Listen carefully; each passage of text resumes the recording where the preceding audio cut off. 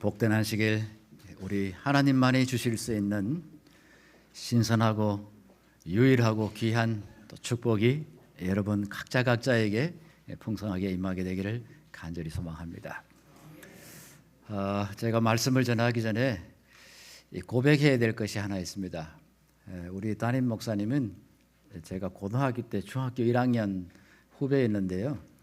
또 선배님이 왔다고 너무 막 이 강사 소개를 거창하게 해주셔가지고 제가 참 부담이 많이 됩니다.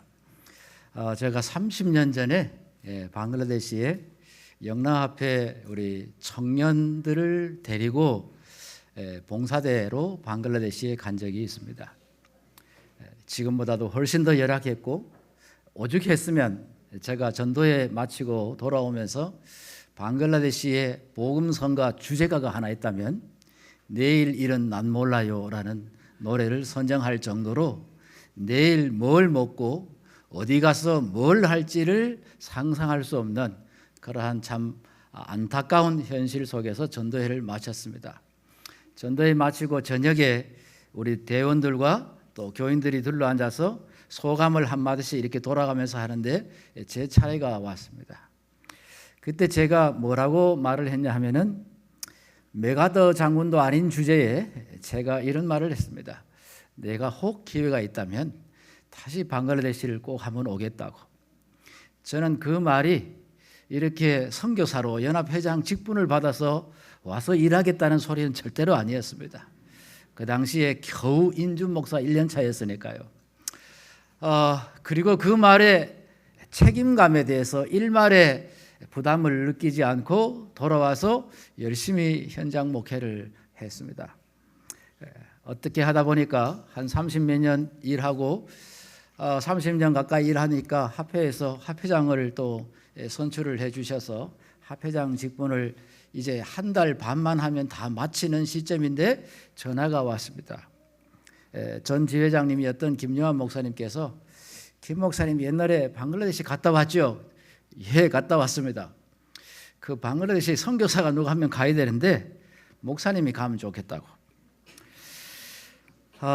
제가 솔직히 고백합니다. 우리 목사님은 막 자원해서 막 사명감에 불타서 갔다고 그러는데 사실은 거절을 여러 번 했습니다. 그래서 뭐 아이도 고3이고 부모님은 또 연로하시고 제가 집안 사람의 중에 맞이고 책임감이 있기 때문에 참 힘들겠다고. 영어도 또 서툰데 내가 무슨 선교사냐고 이 나이에. 그래서 부탁을 했더니만은 다른 분 좀 알아보라고 했으니까 또 이제 다른 데 또 전화하는데 연합회 총회가 한 달 앞이었습니다. 뭐 이렇게 또 남아태 지회에서는 행정하신 분, 행정 경험 있는 사람을 원한다고 하니까 행정 경험이 있는 사람은 전직 합회장이거나 현직 합회장이나 둘 중에 하나인데 전화를 하니까 전부 다 연합회 가려고 하지 방글라데시 가려고 한 사람은 없었어요. 전화가 또 오고 몇 차례 오는데 참 많이 갈등을 했습니다. 왜냐하면 제가 영락합회 청소년부장도 했고요. 연합회 청소년부장도 했고요. 교목으로 5년을 일했습니다. 강단에 서서 학생들에게 선교사 되려고 많이 강조하며 설교했고 또 요나서를 설교를 안 했으면 모르는데 요나서로 설교도 많이 했고요. 또 천명선교사 파송 많이 했습니다. 또 오면은 귀국 수련회 많이 했습니다. 그랬던 제가 선교사로 가라고 초청을 받으니까 참 많이 갈등이 됐습니다. 어느 날 우리 막둥이가 산업육대학과 신학과 수시 면접 보러 가는데 차에 태워가지고 하루 휴가를 내서 서울로 고속도로를 달리고 있었습니다. 근데 제가 뒤에 앉아있는 우리 막둥이에게 이런 질문을 던졌습니다. 아빠가 방글라데시 선교사로 오라고 콜을 받고 있는데 나는 너 때문에 쉽게 결정을 못하겠다. 너는 어떻게 생각하냐? 이렇게 질문을 던졌습니다. 그때 우리 막둥이가 1초의 망설임도 없이 아빠 가세요. 저는 좀 아빠가 그래도 제 옆에 있어야 되지 않겠습니까? 뭐 이렇게 말해주기를 일말 기대했는데 우리 막둥이가 인도네시아 선교를 2번이나 갔다 왔어요. 근데 이 친구가 믿음이 좋아서 그런지 철이 없어서 그런지는 모르지만은 일만의 망설임 없이 가십시오. 저는 기숙사에 살면 됩니다. 손이 떨려서 운전을 할 수가 없었습니다. 그래서 그 다음 휴게소가 선산 휴게소인데 거기에 차를 끌고 들어가서 파킹을 하고 집사람하고 저희 막내는 맛있는 거 밥 먹으러 가고 저는 혼자서 차에 앉아가지고 노트북을 꺼내가지고 난생 처음으로 영문으로 된 이력서를 작성했습니다. 아무도 간다는 사람이 없으니까 왜 그렇게 회의가 빨리 진행되는지 일사천리로 진행이 돼가지고 연합회 총회 전에 발령이 났습니다. 저는 하나님께서 부리신 곳에 가 있는 것이 가장 안전한 곳이고 하나님이 하라고 하시는 일을 하는 것이 가장 행복한 일이라는 사실을 지금 체험하고 있습니다. 그래서 제 목회 인생에 가장 행복하고 특이한 경험들을 하면서 이 목회의 마지막 텀을 보내고 있습니다. 오늘 제가 선교사가 아니었다면 어떻게 제가 이 동조원 앞에 이 훌륭한 마석교회에 와서 제가 말씀을 전할 수 있겠습니까? 오늘 여러분 뵙게 돼서 정말 반갑고 기쁩니다. 오늘 저는 짧은 시간 동안 너희는 세상의 빛이라라는 주제로 말씀을 나누고자 합니다. 우리가 성경에서 하나님께서 직접적으로 직설적으로 말씀하신 첫 번째 문장을 찾는다면 바로 이 창세기 1장 3절 4절의 말씀일 것입니다. 하나님이 이르시되 빛이 있으라 하시니 빛이 있었고 빛이 하나님 보시기에 좋았더라 했습니다. 질서의 하나님은 창조의 과정도 매우 조직적이고 질서 있게 창조하셨습니다. 그분은 빛을 가장 먼저 창조하셨습니다. 왜냐하면 이 빛은 생명과 성장 그리고 결실의 가장 결정적인 요소이기 때문에 그렇습니다. 또한 이 빛은 굉장한 힘을 지녔습니다. 모든 살아있는 생명체로 하여금 자신을 향하여 자라도록 할 뿐만 아니라 그들을 자신을 향하여 끌어당기는 강력한 자력을 지녔습니다. 훗날 사도 바울은 예수님을 가리켜서 그의 편지서 두 번째 고린도후서 4장 6절에서 이와 같은 말씀을 하셨습니다. 어두운 데서 빛이 비추리라 하셨던 창세기 1장에 그 첫 선언을 하셨던 그 하나님께서 예수 그리스도의 얼굴에 있는 하나님의 영광을 아는 빛을 우리 마음에 비추셨다. 세상의 빛으로 오셨다는 사실을 강조하고 있습니다. 그러면서 이 땅에 오신 예수님께서는 하늘로 올리우시기 전에 제자들과 또 성도들에게 이와 같은 유명한 말씀을 하셨습니다. 내가 땅에서 들리면 모든 사람을 내게로 끌어당기겠다 했습니다. 여러분, 이 태양계에 있는 태양만 자력을 가지고 있는 것이 아니라 온 우주의 빛으로 오신 예수님께서는 그것보다도 더 강력한 자력을 가지고 계십니다. 그를 믿고 따르는 자들에게 언젠가는 당신의 나라로 그들을 끌어올리시겠다 하는 굉장한 자력을 우리에게 약속하셨습니다. 예수님은 과연 어떻게 세상의 빛이 되실 수 있었을까요? 바울은 예수님이 세상의 빛이 될 수밖에 없었던 그 당연한 이유를 빌립보 성도들에게 편지를 보내면서 이와 같이 기록하고 있습니다.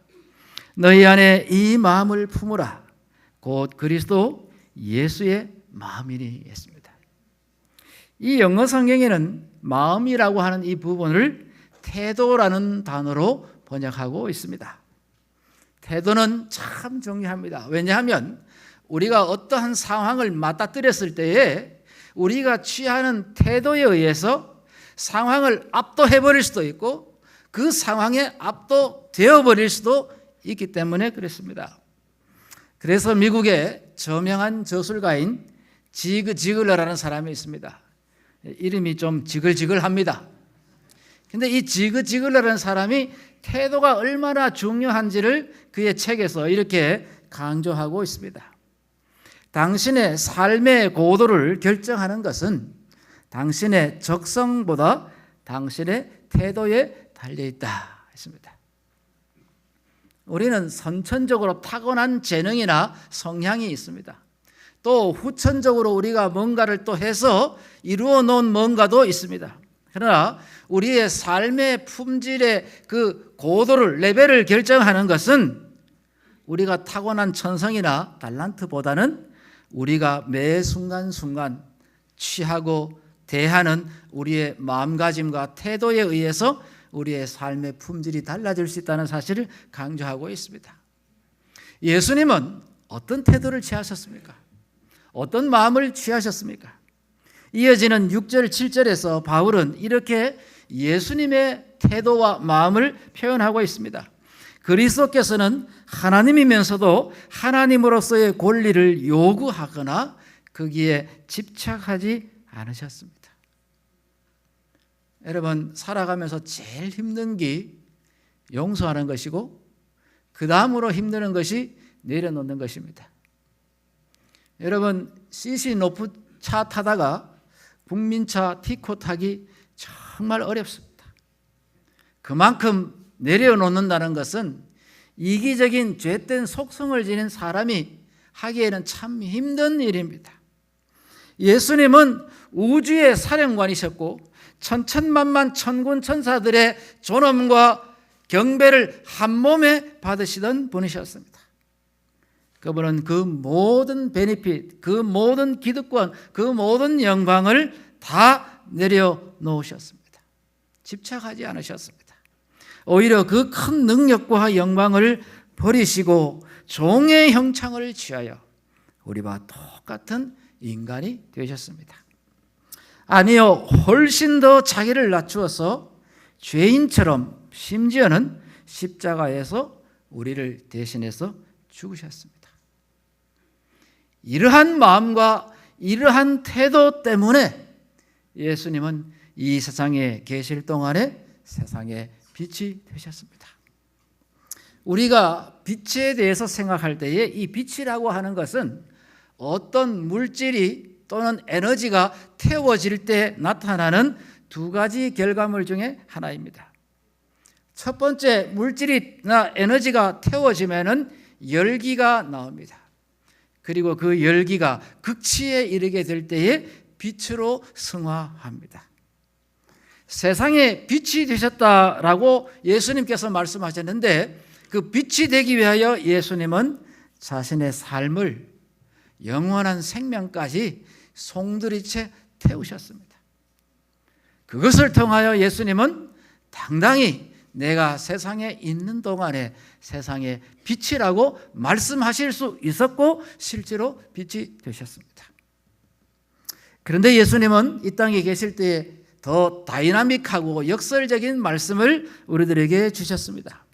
나는 세상의 빛이니 나를 따르는 자는 어두움에 다니지 아니하고 생명의 빛을 얻고 또 발하게 될 것이다 했습니다. 자신도 세상의 빛이셨지만은 예수님을 믿고 따르며 그와 같은 삶으로 이어가는 우리 인간도 세상의 빛이 될 수 있다는 사실을 강하게 역설적으로 말씀하고 있는 것입니다. 빛으로 살아가는 삶의 모습은 어떤 모습일까요? 오늘 아침에 한 과학자를 간략하게 좀 소개해 드립니다. 이분은 마이클 패러디라는 영국 국민들이 존경하는 전자기하학의 아버지라고 하는 과학자입니다.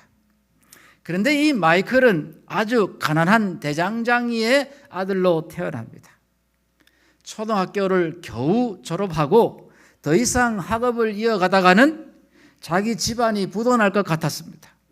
그래서 학업을 중단하고 인쇄소에 가서 책을 제본하는 제본공으로 취직해서 일하기 시작합니다.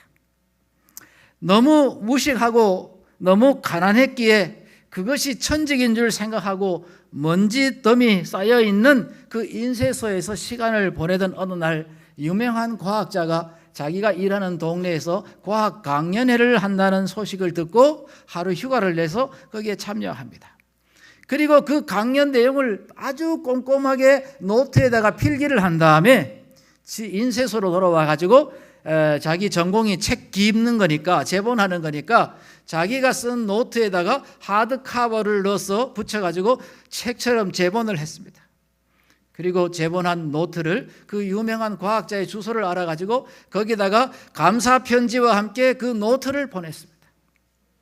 그런데 이 과학자가 수천 번 지방에 나가서 강연을 해봤지만은 자기 강연을 듣고 이렇게 강의 내용을 노트에 해가지고 그것도 제본까지 떠가지고 감사 편지와 함께 보내주는 사람은 눈 달고 처음 봤습니다.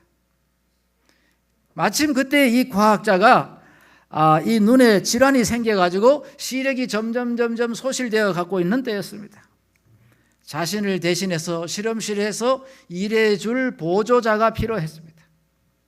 그래서 이 과학자가 이 인쇄소에 와서 이 먼지 더미에서 일하고 있는 이 마이클 패러디를 자기 실험실 조교로 채용을 해가지고 갑니다. 가방끈이 짧죠. 초등학교 졸업입니다. 무슨 PhD 학위가 있는 것도 아니고 무슨 커리어가 있는 것도 아닙니다.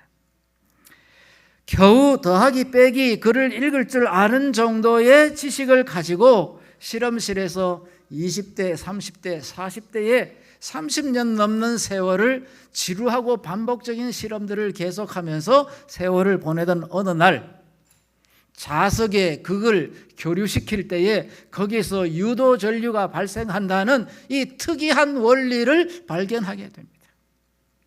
이 원리가 산업에 적용되면서 전기가 생겨나고 모터가 생겨나고 산업기계들이 만들어지게 됩니다. 영국 산업혁명의 혁신적인 공로를 하게 됩니다. 훗날 그의 초상화는 영국 돈 지폐 20파운드짜리 지폐에 그의 얼굴이 인쇄될 만큼 영국 국민들에게 존경받는 영웅이 됩니다. 그가 은퇴할 나이가 되었습니다. 영국 왕실이 그에게 그 위대한 공헌에 보답하기 위하여 몇 가지를 제안합니다. 첫 번째는 백작 자기학위를 주겠다 했습니다. 거절합니다. 수많은 기업가들이 돈을 싸지머지고 와서 특허권 팔아라고 할 때에 거절했습니다.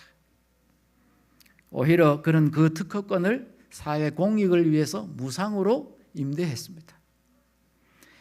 그리고 당신이 죽으면 템즈강 옆에 왕실 가족들이 묻히는 웨스턴민스터 사원 안에 있는 공원묘지에 묻어주겠다. 싫다 그랬습니다. 자기는 자기가 살고 있는 동네 공원묘지에 묻히겠다고 했습니다. 왜 그러냐 하니까 지 친구들이 다 거기에 묻혀있다고 그랬습니다. 그러면 당신 소원이 뭐냐라고 물으니까 이 마이클 패러디라는 과학자가 이런 말을 했습니다. 저의 유일한 소원이 있다면 저처럼 가난해서 배움의 기회를 갖지 못하는 빈민가 아이들에게 내가 체득한 과학을 가르칠 수 있도록 명예과학교사 자격증을 주면 그것으로 땡큐 합니다. 여러분, 명예교사 자격증은 학위가 없어도 됩니다. 불법도 아니고 기회균등의 저해 요소가 되지도 않습니다. 영국 왕실이 그걸 허락했습니다. 그래서 빈민가 아이들에게 과학을 가르치는 명예교사 자격증을 받아가지고 첫 수업 시간에 과학의 의미를 깨우쳐주기 위하여 첫 수업 시간에 이 유명한 과학자가 싸구려 양초 한 자루에다가 불을 붙여가지고 팔랑거리는 양초불을 들고 소실에 나타났습니다. 그리고 아이들에게 의미심장한 질문을 던집니다. 얘들아, 만약에 내가 두 가지 옵션을 제안할 텐데 이 두 가지 중에 너희들은 뭘 원하니? 첫 번째는 내가 너희들한테 다이아몬드를 줄 수 있어. 두 번째는 싸구려 양초 한 자루를 쥐어줄 수 있어. 너희들은 뭘 받기를 원하니? 라고 질문을 했습니다. 여러분은 뭘 받기를 원하십니까? 이 말도 안 되는 질문에 분명히 큰 함정이 있을 거라고 여러분 생각하시고 쉽게 대답을 하지 않을 거라고 생각합니다. 그러나 하루 한 끼가 급한 이 빈민가 아이들은 전원 100% 손을 들면서 다이아몬드요 라고 외쳤습니다. 그때 이 마이클 패러디가 이런 유명한 말을 남겼습니다. 어떤 다이아몬드가 이 불꽃만큼 아름다울 수 있겠네. 양초의 불꽃은 어둠 속에서도 빛을 발하지만 다이아몬드는 불꽃이 없으면 결코 빛날 수 없단다. 이것이 과학이란다 했습니다. 여러분, 마이클이 성경시대에 태어났으면 이 말이 성경에 기록되지 않았을까 하는 생각을 가져봅니다. 연애신을 읽다가 보면 이 마이클이 한 이 명언보다도 더 감동적인 말씀이 기록되어 있습니다. 교회정언 8권 287쪽에 있는 말씀입니다. 우리의 죄를 위하여 십자가에 돌아가신 그리스도, 다시금 무덤 가운데서 일어나신 부활하신 그리스도, 부활하셔서 하늘로 승천하셔서 영생하도록 살아계신 그리스도는 우리가 배우고 가르쳐야 할 구원의 과학이다 했습니다. 과학이라고 하는 것은 어떤 물질을 어떤 공식이나 함수 속에 집어넣어서 반복적으로 적용했을 때에 동일한 결과가 반복적으로 나올 때에 우리는 이러한 현상을 과학적이다라고 이야기합니다. 예수 그리스도 모든 것을 내려놓고 이 땅에 오셔서 생명까지 나누어 주셨다가 무덤에 장사 지내시고 부활하셔서 하늘로 승천하셔서 영생하도록 살아계신 그리스도의 삶은 어쩌다가 나사렛 출신 예수에게 단발성으로 일어난 해프닝이 아니라 누구든지 저를 믿는 자마다 반복적으로 일어나는 과학입니다. 이 위대한 과학을 7, 80의 짧은 삶으로 꼭 체득하며 살아가시게 되기를 간절히 바랍니다. 그리고 자라나는 우리 후세대들에게 재물을 물려주는 것도 중요하지만 이 위대한 구원의 과학을 다음 세대에게 전수시키는 일에 실패함이 없게 되기를 간절히 소망합니다. 그래서 화인 여사는 부모와 교사에게 보내는 권면 19쪽에서 다시 한번 강조합니다. 구원에 대한 과학은 이 지상의 예비 학교에서 배울 가장 중대한 과학이다 했습니다. 우리의 삶을 통해서 무엇을 통해서 이 구원의 과학이 드러나고 표출되어야 할까요? 화이 부인은 교회정언 7권에서 우리의 삶에서 비춰지는 거룩하고 고상한 그리스도를 닮은 속성, 태도, 품성을 통해서 이 거룩함의 과학이 주변 사람들에게 드러나야 된다고 했습니다. 그러면 이 거룩한 품성은 무엇을 통해서 표현되는가 하는 것입니다. 바울은 히브리서 13장 16절에서 오직 선을 행함과 서로 나누어 주기를 잊지 말라. 이와 같은 제사는 하나님이 기뻐하시는 제사다 했습니다. 앞에서 읽었던 부모와 교사 12쪽에서 화인 여사는 이 나눔과 봉사의 중요성을 이렇게 강조하고 있습니다. 무아의 정신은 모든 참된 개발의 기초가 된다. 무아적인 봉사를 통하여 우리의 모든 기능은 최고로 세련된다 했습니다. 여러분, 우리가 악기를 무슨 줄리어드 음대나 저 이태리에 가가지고 수억 원 돈을 투자해가지고 그거 성악 배우고 악기 배워가지고 맨날 무슨 연주해가지고 돈 버는데 이런 데만 쓰면은 어떻습니까? 뭐 그냥 그렇습니다. 그러나 우리가 그러한 재능을 익히고 연마해서 주변 사람들에게 신금을 올리고 봉사하고 마음의 용기를 주기 위해서 봉사하는 데 사용한다고 하면은 하나님께서 그 기능을 최대치로 세련되게 만들어 주신다 했습니다. 우리 교회가 또 보유하고 있는 아주 유명한 사학자가 있습니다. 조지아 라이트 교수입니다. 우리 한국에는 삼육대학에서 출판한 이 뚱보 아줌마와 천국이라고 하는 이 책을 통해서 알려진 이 사학자인데요. 교회가 본연의 선교 목적에서 빗나가서 교회가 기관화가 되고 비대해지는 것을 우려한 이 글을 이 책을 통해서 기록하고 있습니다. 이 조지 엘 라이트 교수는 이와 같은 말로 이 복음의 이 합당한 삶에, 특별히 봉사에 대해서 강조하고 있습니다. 기독교적 사랑과 그리스도를 닮은 성품의 진수는 타인에 대한 봉사이다 했습니다. 바울은 영적인 아들이요 제자였던 목회자 디모데에게 목회 서신을 씁니다. 그 책에서 아들 목사가 성도들을 어떻게 훈련시키고 다듬어야 할지를 지적하면서 이렇게 기록합니다. 선한 일을 행하고 선한 사업에 부여하고 나누어 주기를 좋아하며 동정할 줄 아는 자가 되도록 훈련시키라 했습니다. 예수님께서도 이 땅에 오셔서 위대한 학위 소유자나 유명한 학자를 찾아가지 않으셨습니다. 지극히 평범한 일상생활에 충실하고 있는 어부들과 세관에 앉아있는 레위, 마태, 이러한 평범한 사람들을 제자로 부르셔서 내가 너희로 하여금 사람 낚는 어부가 되게 하시겠다고 제자들을 부르셨습니다.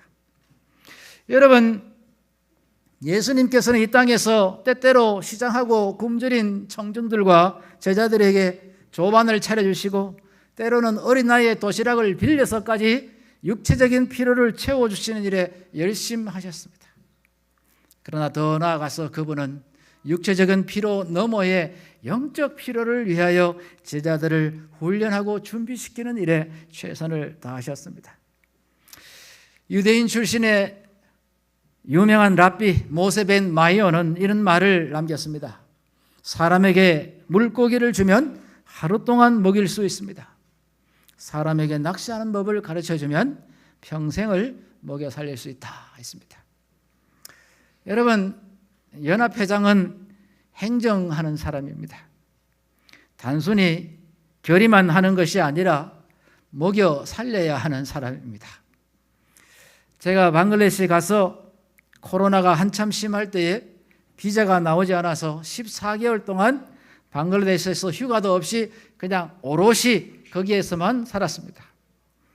그동안 코로나도 여러 번 걸리면서 또 특별하게 여러 교회를 탐방하고 방문 다닐 수 있는 좋은 기회를 가져서 빠른 시간 내에 현장에 적응할 수 있는 축복을 누리게 되었습니다. 전국을 돌아다녀 봐도 이 가난한 교회를 스스로 일어서서 자립적으로 선교할 수 있도록 체질을 바꾸는데 뚜렷한 희망이 보이지를 않았습니다. 그러다가 어느 날 연합회 캠퍼스를 거니는데 우리 캠퍼스 안에 있는 한 학교를 주목하게 되었습니다. 바로 다카 삼육학교입니다. 여러분, 이 적벽돌로 되어 있는 이 학교입니다. 저 뒤편에 있는 아파트는 저희 아파트가 아니고요. 이 적벽돌하고 같이 붙어 있는 오른쪽에 있는 8층짜리 아파트가 저희 연합회의 임직원들 또 이 학교의 선생님들이 사택으로 받아서 살고 있는 숙소동입니다. 학교 건물이 3층이죠. 그 3층까지만, 아파트의 3층까지도 학교로 사용하고 있습니다. 대충 짐작했을 때 학생 수가 한 몇 명 정도만 맥시멈이 될 것 같습니까? 많으면 한 400명, 좀 더 쓰면 500명 정도 내다볼 수 있겠죠. 놀라지 마십시오, 여러분. 2025년 10월 현재 이 조그마한 스페이스의 학교에 재학생 숫자가 3,670명입니다. 하루에 3부제로 돌립니다.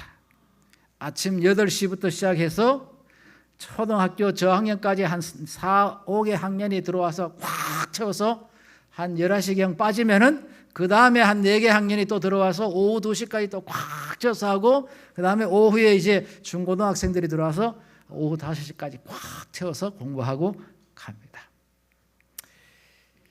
매월 1월 첫째 주가 되면은 이 운동장이 의자로 쫙 깔립니다. 새로운 학기에 등록할 학부형들이 현금을 들고 와가지고 육성회비까지 착착 내고 사라집니다. 장관입니다. 이렇게 해서 1년에 인건비 주고 전기세, 세금 다 내고 얼마 남느냐? 6억이 남습니다. 이 조그마한 학교가요. 황금알을 낳는 유일한 방글라데시의 수익 기관입니다. 다른 데 가면 다 도와달라 소리밖에 안 하는데 여기는 도와주는 기관입니다. 그런데 이 학교가 더 이상 교실이 없습니다. 기초가 약해서 위로 올릴 수도 없고 옆으로 확장을 하자니 교회가 받쳐 있어서 확장도 안 됩니다. 그래서 현재 이 사용하고 있는 요만큼의 공간으로는 더 이상 학교를 키울 수가 없어서 우리는 연합회 캠퍼스를 좀 재편해서 지역에 있는 여러 선교적인 재정 필요를 채우기 위한 수익기관으로서의 전환을 위하여 선교센터 건립이라는 큰 프로젝트를 준비하고 있습니다. 그래서 이 학교를 개축 또는 신축해서 학생 수 5,000명 이상을 수용하는 큰 학교로 재탄생시키고 수익을 10억 원 이상의 자금을 B11조 자금을 선교 자금을 매해 생산해내는 온천을 만들려고 생각하고 있습니다. 또 다른 한 문제가 있습니다. 이것은 연합회 캠퍼스를 세로로 자른 단면 모습입니다. 정문에 6차선 도로가 있고요. 거기에서 연합회 본부까지 150m를 들어옵니다. 근데 연합회는 정문보다 해발 3m가 낮습니다. 그럼에도 불구하고 연합회 1층에서 화장실 볼일 보고 물을 내리면은 저 도로 밑에 깊이 묻혀 있는 오수관로로 물이 잘 내려갑니다.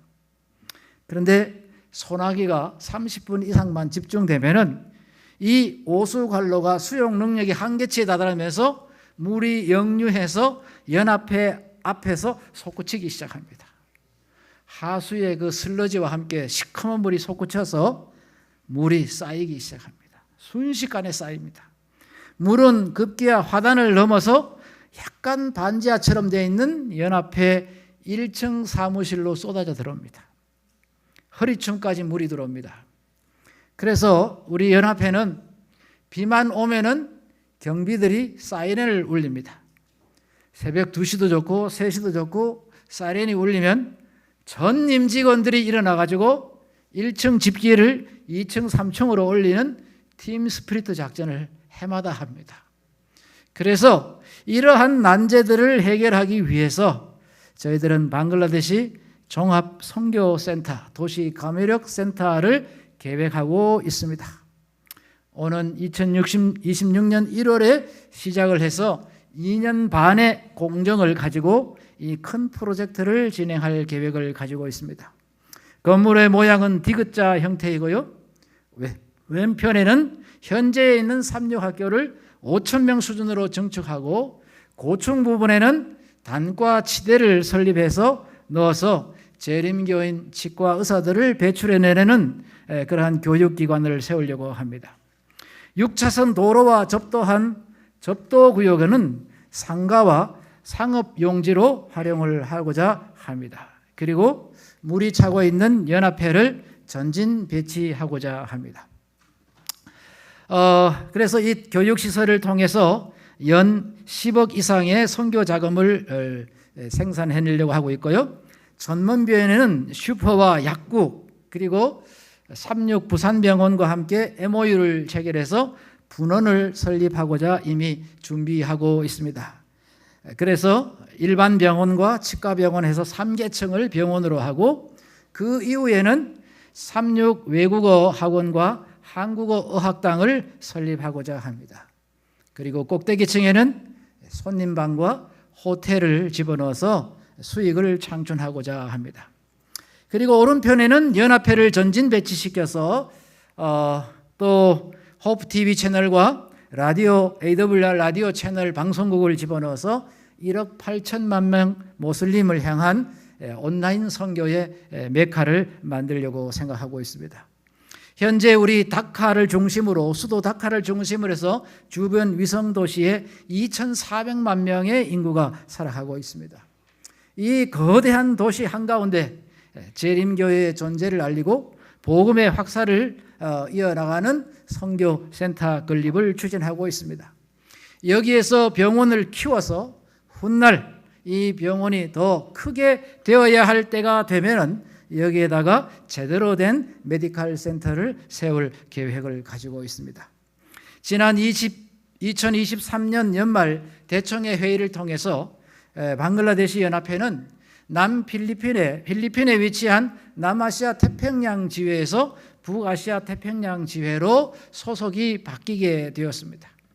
그 이듬해 4월 말에 처음으로 우리 연합 지회의 임원들과 부장들이 새롭게 식구가 된 방글라데시 연합회를 둘러보기 위해서 오셨습니다.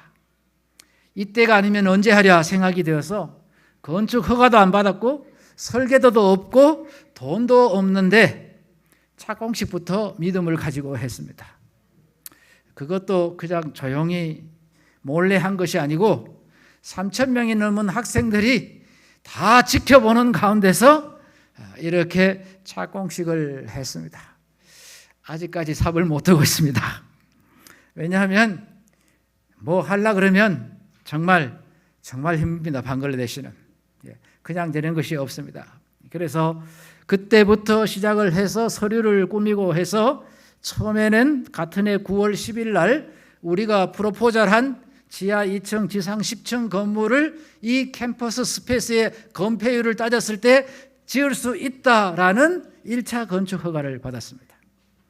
그 다음에 그 같은 해 10월 달에는 우리 학교에 3,000명 넘는 학생들 내노라 하는 부잣집 애들이 옵니다.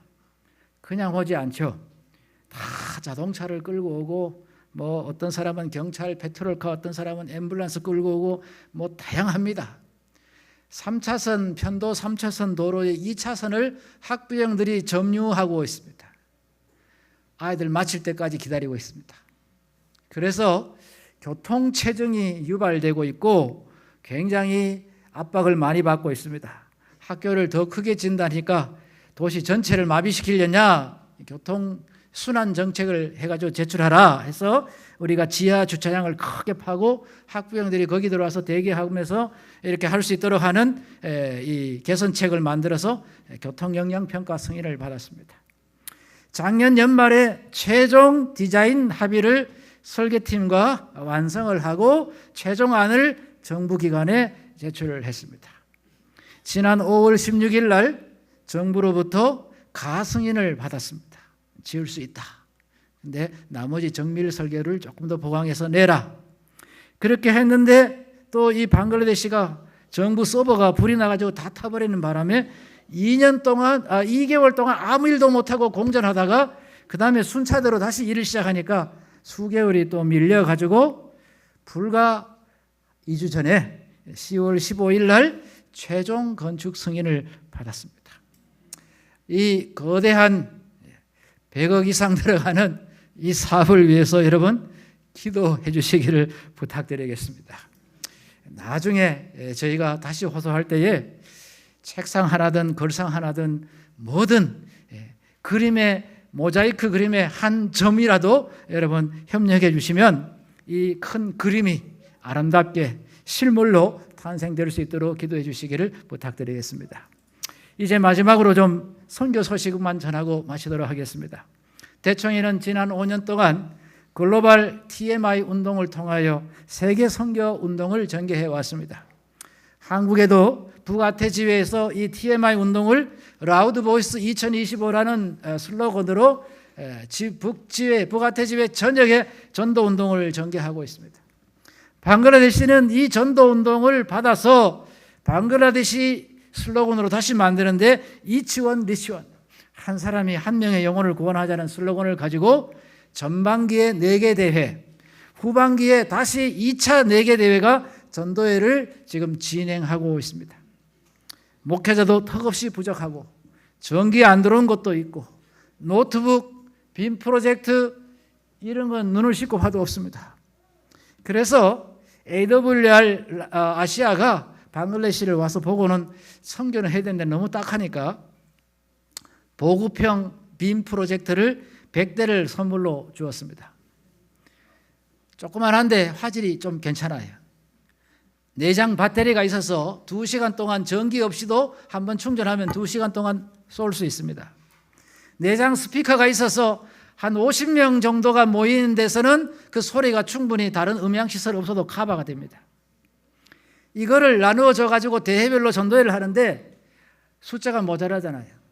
한 대회 가가지고 교회 대표자를 불러가지고 액정 나눠주고 어떻게 작동시키는지 가르쳐주고 핀 드라이브 USB에다가 설교, 미국 사람이 설교하는 거를 방글라 말로 음성 더빙 해가지고 파일로 저장해가지고 이제 꼽고는 어떻게 메뉴에 들어가서 선택해가지고 플레이 하는지 잘 가르쳐가지고 전도회를 합니다. 전도회하고는 또 다 걷어가지고 싸질머지고 다음 대회에 가가지고 또 교회 대표자를 불러가지고 또 작동법 교육시켜가지고 또 그 다음 주부터 합니다. 이렇게 해서 한 대회 마치는데 2주씩 걸립니다. 2달 걸립니다. 4개 다 하는데. 산악지대에 가면요, 이 교회가 잘 없는 데가 많아요. 그래서 성도님들 집에 저기 벽에 대나무 발로 적당하게 가려놓은 저 벽에다가 흰색 광목청 걸어놓고 저 보급형 액정비전 저걸로 이제 배터리 충전해가지고 쏴가지고 동네 사람들이 저렇게 맨 땅에 앉아가지고 말씀을 듣습니다. 너무 더워서 어디 들어갈 데도 없고 하니까 그 마당 골목에 이런 데다가 또 벽에다가 저렇게 붙여놓고 저렇게 빔 프로젝터를 쏴서 참 교회라고 하기도 민망할 정도로 누추한 저 쓰러져 가는 집 처마 밑에도 저렇게 천을 걸쳐놓고 빔 프로젝터를 쏴서 말씀을 듣습니다. 어떤 데는 장로님, 성도님들 집에서 저렇게 모여가지고 액정비전을 틀어놓고 말씀을 듣습니다. 물론 교회에서도 그렇게 하고 있습니다. 지난 5월 중순에 부가태지회 연례 행정위원회가 있었습니다. 라우드 보이스 얼마나 수확이 있는지 보고하는 시간이 있었는데요. 여러분 누가 침례자가 제일 많이 나와 있습니까? 방글라데시가 5월 달에 1261명으로 부가태지회에 소속되어 있는 8나라 중에 제일 침례자가 많습니다. 제일 가난한데 제일 순종적입니다. 뭐 하라 그러면 안 빼먹고 다 합니다. 매 안식일, 오늘은 여성 뭐 성교 강조일, 오늘은 패스파인데이 날, 오늘은 무슨 날 한 주도 안 빼먹고 프랭카드 만들어 가지고 꼬박꼬박 기념하면서 하라는 거는 열심히 하는 나라가 방글라데시 교회입니다. 여러분 혹시 여유가 있으면 이 빔 프로젝트를 좀 많이 지원해 주시기를 부탁드리겠습니다. 10월 셋째 주까지 2,439명이 침례를 받았습니다. 내일부터 방글라데시 동대해와 서대해 동시에 약 150여 교회가 전도회를 시작합니다. 올해 저희의 침례 목표는 4,000명입니다. 작년에 겨우 2,000명 침례 베풀었습니다. 올해 배로 올렸습니다. 제가. 왜 올렸느냐? 어떤 분이 그런 말을 했습니다. 목표가 너무 쉽게 도달할 수 있으면 그건 목표가 아니다 그랬어요. 그래서 용기를 가지고 4,000명 침례 목표를 가지고 부단히 전진해 나가고 있습니다. 위하여 기도해 주시기를 부탁드립니다. 방글라데시는 책이 절대적으로 부족합니다. 목사들 사택에 가보면 책이 거의 없습니다. 뭘 읽고 영적인 기별을 증거하는지 의혹이 들 정도로 책이 부족합니다. 지난 2년은 동안 열심히 대쟁투 총서를 방글라 말로 완역을 했습니다. 지난 9월 달에 첫 1000세트를 출판해서 우선적으로 교단에 계약직이든 뭐든 고용되어 있는 교단의 교육자들에게 1차 1000세트를 보급했습니다. 내년에는 3000세트를 출판해서 전 교인 최소한 가족당 한 세트라도 보급하는 일을 전개하고자 합니다. 부조와 선지자 상학원, 선지자와 왕, 시대의 소망, 사도행적, 대쟁투 플러스 실물교원까지 해서 6권 한 세트가 하나로 15,000원 합니다. 많이 지원해 주시기를 부탁을 드립니다. 매주 1월마다 방글라데시 전역에서 벌어지고 있는 다양한 선교 소식을 밴드를 통해서 사진과 동영상 스토리로 론칭합니다. 밴드 많이 가입해 주셔서 선교 소식을 자주 봐주시고 기도로 응원해 주시기를 부탁드립니다. 우리는 우리가 얻은 것으로 생계를 꾸려갑니다. 그러나 우리의 인생은 우리가 준 것으로 꾸려갑니다. 지난 23년은 우리 재림교회가 대청회를 조직하고 제7일 안식일 예수재림교회라는 이름을 가지고 교회 사업을 시작한 지 160돌이 되는 해였습니다. 그 해의 슬로건은 Chosen for Mission, 사명을 위해 택함받은 교회라는 뜻입니다. 우리가 존재하는 유일한 목적이 있다면 그것은 주의 사명을 완수하는 것입니다. 재림교회는 교단이라기보다는 무브먼트, 운동입니다. 재림 운동입니다. 오늘 우리는 이 세상에서 빛으로 살아야 할 위대한 사명을 받으셨습니다. 이 세상에 빛이셨던 예수님, 이제는 너희가 세상의 빛이라고 말씀하십니다. 결론입니다. 이같이 너희 빛이 사람 앞에 비치게 하여 그들로 너희 착한 행실을 보고 하늘에 계신 너희 아버지께 영광을 돌리게 하라. 함께 일어나셔서 찬미 부르시겠습니다.